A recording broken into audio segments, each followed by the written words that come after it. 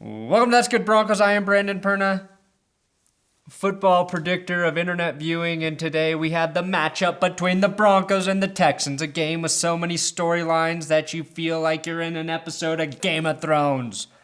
I'll predict a winner after carefully evaluating the matchups between all position groups. Feel free to put away your beer and your lederhosen because Brocktoberfest is about to fucking end.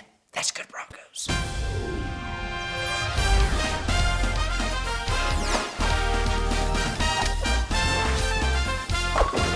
Broncos and Texans will play in Denver on Monday Night Football, or as most of us refer to it now, the night the voice airs.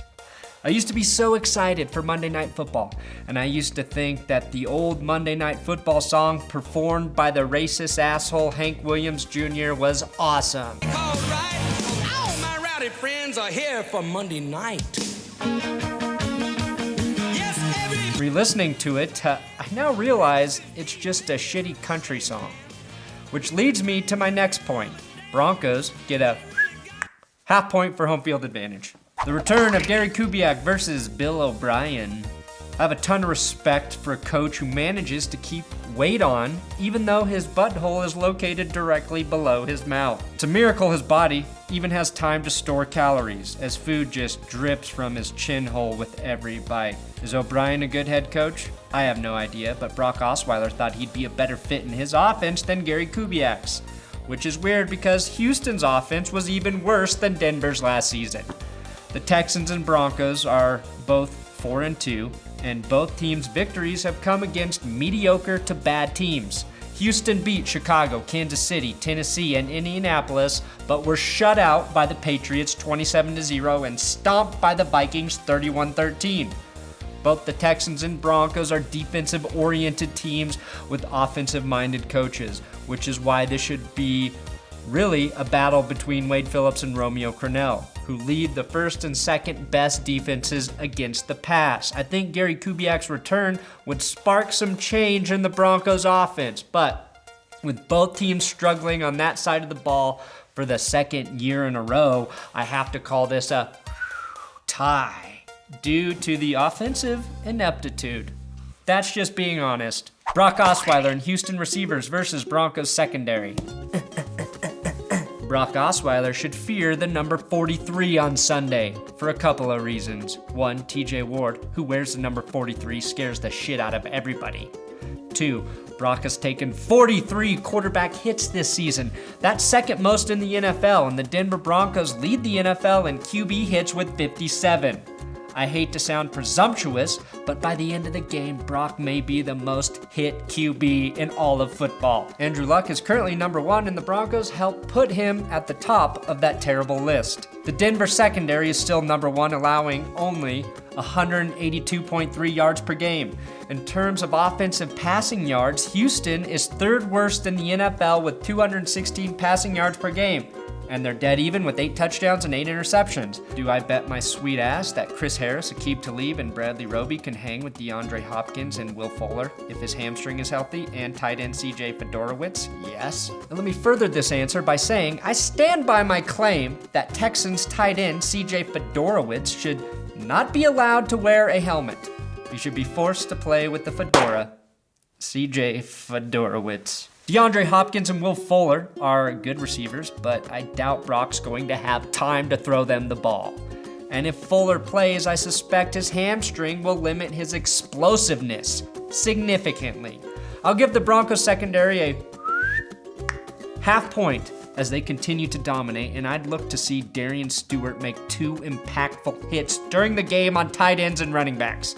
Lamar Miller and O-line versus Broncos front 7.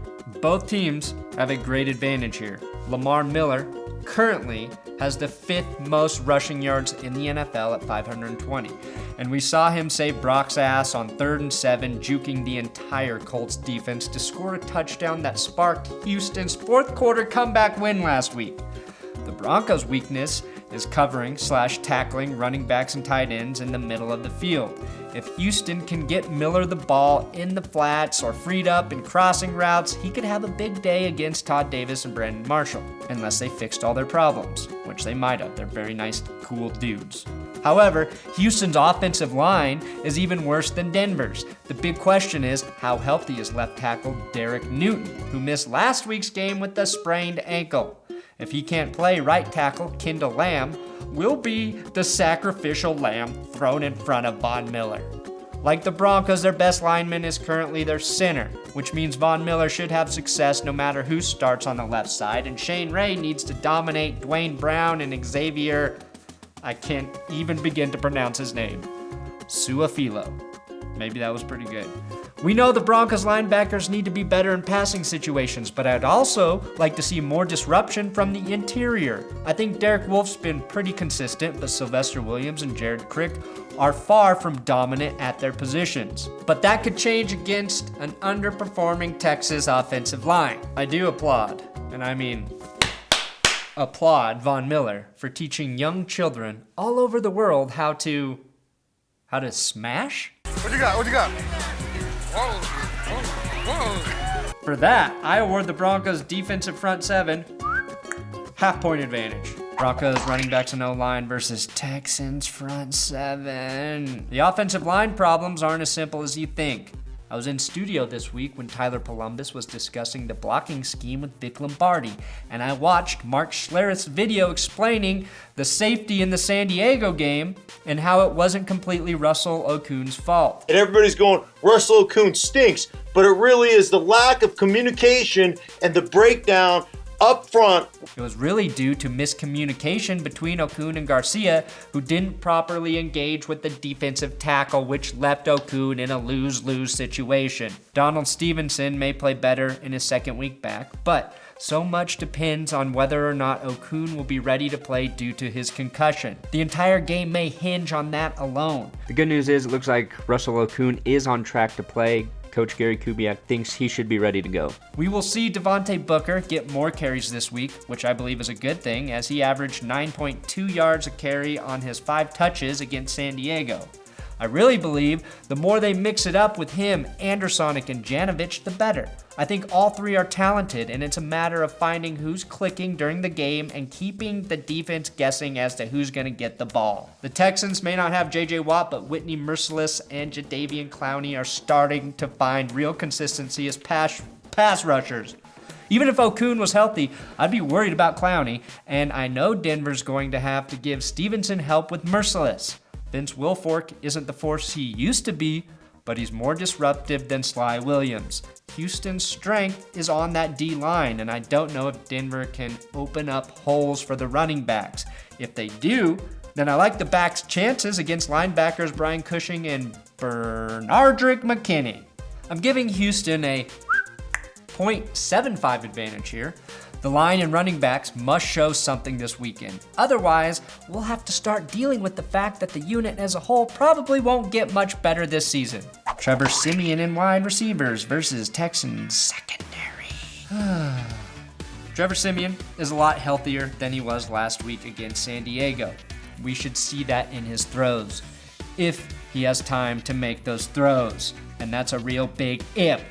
We know Emmanuel Sanders will be money, even with a hip injury. Jordan Norwood's been getting a lot of love from Trevor Siemian during the games. And imagine if Norwood can catch fire like an elite slot receiver. New England lives on short passes. The difference is their receivers and tight ends turn them into big gains. The Broncos can find a way to do that in the short passing game. That will help. Demaryius Thomas seems to do two things every game. He makes a mental mistake, and he also makes a play that makes us go, Jesus, he is fucking good. I'll sort of forgive the fumble he had last week because the defender's helmet speared him right on the ball, but with a young quarterback, guys like DT need to bail them out from time to time, and drop passes or missed opportunities are magnified when your quarterback needs that help. Corner Kevin A. Johnson did not practice early in the week with a foot injury, which I believe he suffered during a gel polish pedicure. Everyone knows you don't get gel on the feet, bro. Be a man and just get a gentleman's pedi with a warm cream massage. I've heard that Houston's secondary isn't very good. I don't think that matters if your front seven is dominant. The Broncos have failed to take advantage of underperforming and banged up secondaries all season. The only way that changes is if the running game is effective for the Broncos. Otherwise, Jonathan Joseph, as old as he is, will be good enough. As will safeties Quentin Dimps, who's pretty good anyway, and Andre Howe. Can you be good against the Broncos, Hal? I'm sorry, Dave. I'm afraid I can't do that. Fine. Maybe he won't be any good. There's nothing pleasant about Texans safety Eddie Pleasant, except how easy it is to throw on him. I'm just kidding. I don't know if he's any good. We're all waiting for this offense to take off. But if it hasn't by week 7, who knows if it's feasible to keep thinking it will.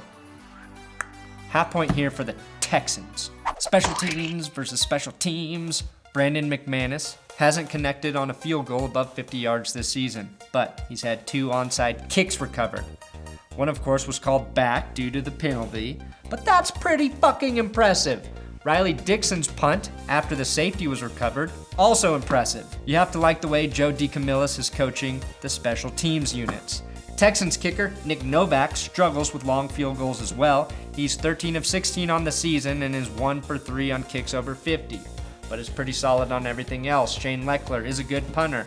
And even though the Broncos have the advantage with the onside recoveries, I'm calling this a wash.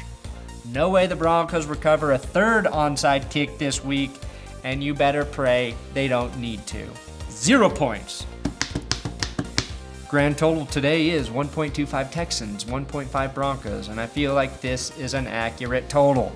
The Broncos overall are a better team. Both teams have the same problem, but to me, the biggest tell is Houston got worked by the 2 good teams they've played, and Denver has been close in both of their losses. There's a lot of outside junk factoring in this game. Gary Kubiak used to coach the Texans. He and the entire coaching staff were fired in 2014. Brock Osweiler ditched John Elway and Kubiak to play in Houston. Jared Crick used to be a Texan as well. But I don't think that matters unless Crick is a spy giving the Texans info. We're watching you, Crick. This is going to be an intense game, and I am not optimistic for the Broncos offense. But I'm even less optimistic for the Texans offense, and I really believe the Denver defense has to win this game by controlling it. This is going to be a nasty, low-scoring affair between 2 dominant defenses. I believe it will be a lot like the Broncos-Vikings game last season. Denver had 7 sacks in that game, and with their strong desire to make Brock regret leaving the team, I think they can match that. Denver ekes out a victory to get back on track, 17-15. This conversation can serve no purpose anymore. Goodbye. Thanks for watching another episode of That's Good Broncos. Subscribe here. Give me a follow on Twitter at Brandon Perna. You gotta follow me on Twitter. I'm on it during the games. It is fun. Also, for all of your Denver sports news needs, go to BSN Denver Sports. And for your Broncos blog needs, go to Mile High Report, where they report on the Mile High city of Denver, Colorado, Broncos country. Open the pod bay doors, Hal.